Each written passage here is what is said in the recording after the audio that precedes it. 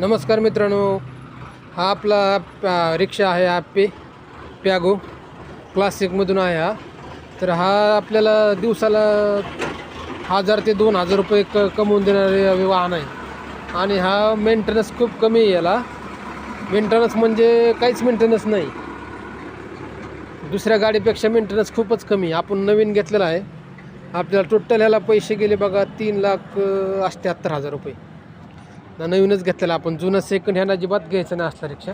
नवीन घ्यायचा. किंमत बी कमी आणि मी तुम्हाला रोजचं 1,500 ते 2,000 रुपये तुम्हाला कुठेच गेले नाहीत.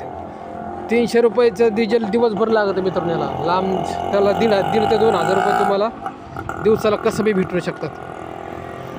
1,500 ते 2,000 रुपये तुम्हाला कुठंच गेले नाहीत दिवसाला. तुम्हाला काम करायची गरज अजिबात लागणार नाही. कुठं जर दुसऱ्याच्या बांधाला जायची गरज लागणार. तुमचा परपंच व्यवस्थित भागू शकतो याच्यावर. आणि ह्याला बघा आपण भाडं घेतलेलं आहे. तेरखडा भूम ते तेरखडाचं भाडं आहे. याच्यामध्ये थोडं सामान आहे. 500 ते 600 किलो असेल जास्तीत जास्त.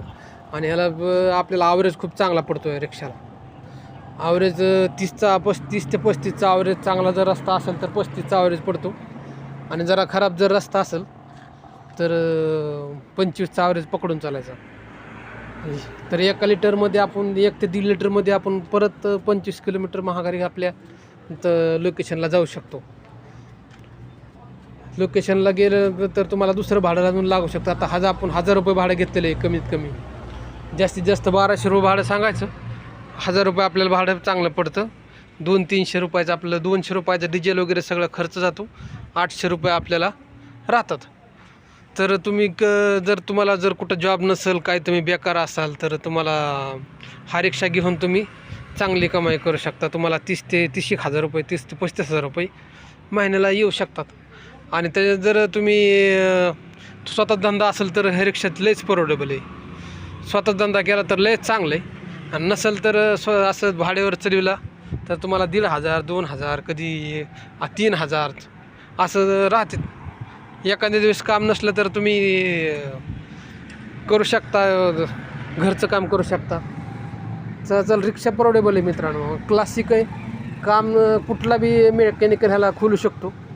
आणि तुम्हाला काम बरोबर करून तुम्हाला गाडीचं काम करून देऊ शकतो. आणि काय कुठला खर्च वगैरे रिक्षाला लागत नाही, काय नाही. तुम्ही निवांत राहू शकता. आपण याला 1 वर्ष होत आले रिक्षाला. अजून काहीच काम वगैरे काहीच निघलेलं नाही. एक बी रुपयाचं काम नाही. फक्त थोडं भाडं घेताना थोडं विचार करून भाडं घ्यायचं बस.